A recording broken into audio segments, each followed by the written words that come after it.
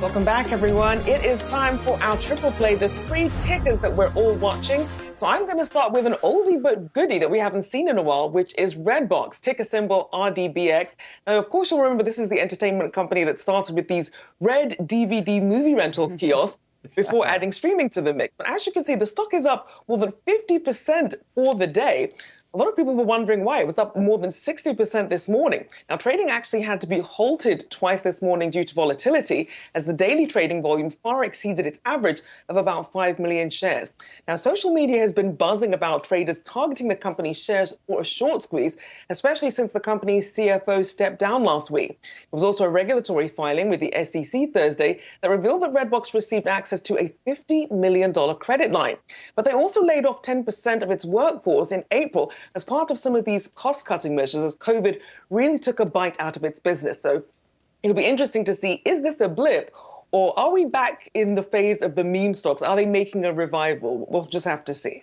You know, Rochelle, I have to be honest. I had to Google exactly what Redbox's business model is at this point, because all I remember them doing are those DVDs. So it's interesting to see whether or not how much growth potential, I guess, we will see from the company. But we have certainly seen a rise once again in some of these meme type plays. I think it's way too early to count them out. We can't count them out. Certainly a name like Redbox, since it is such a small market cap, obviously attracts a lot of those day traders and a lot of those meme type of trades that we have seen potentially succeed, I guess, over the last several months and a couple of years.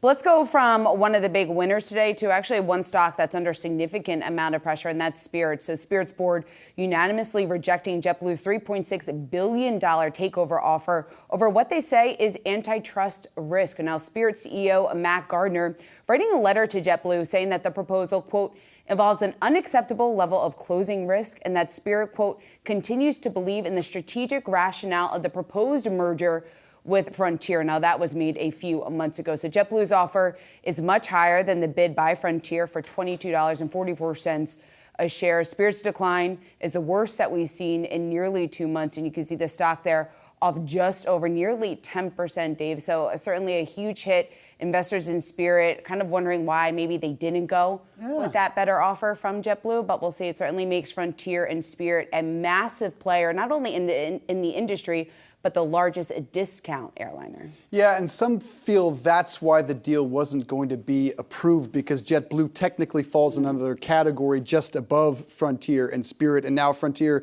and Spirit, the fifth largest airline in the country, was surprised to see that. But JetBlue had sweetened the deal, $200 million breakup fee, and still Spirit said, no, we're still going to pass. So they must have had a pretty good feeling that deal was not going to be approved. All right, my play is much like Rochelle's, spiking on the day. Blue Apron, the ticker APRN, is up about 35% on the day. This one's not fluky, though. The meal kit delivery company has a plan to deal with their debt finally. Today, receiving $70 million in financing as part of a mixed arrangement.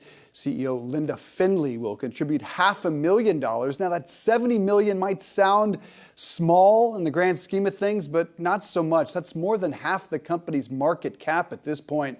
As you might imagine, the sector is largely seen as a bit of a COVID lockdown play. Now that we're back out, people want to dine out. But look at the stock jumping on the day, but it has been bad news this year. Still down more than 40% year to date.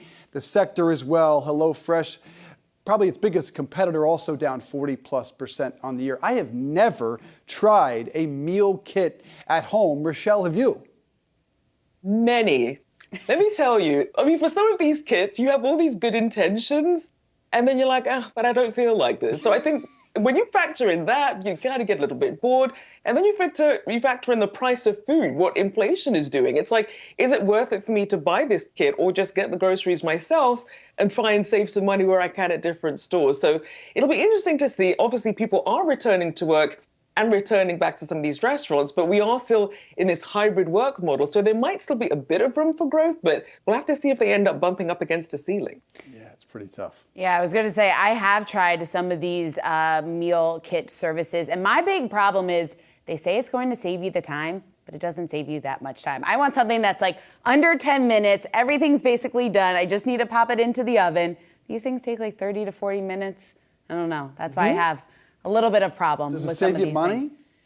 You know, that's another thing. It saves you a little bit of money. Definitely saves you money from going out to eat all the time. But I don't know. In the end, if you were to just go buy your own groceries and make maybe a simpler recipe, I think you'd be saving money there.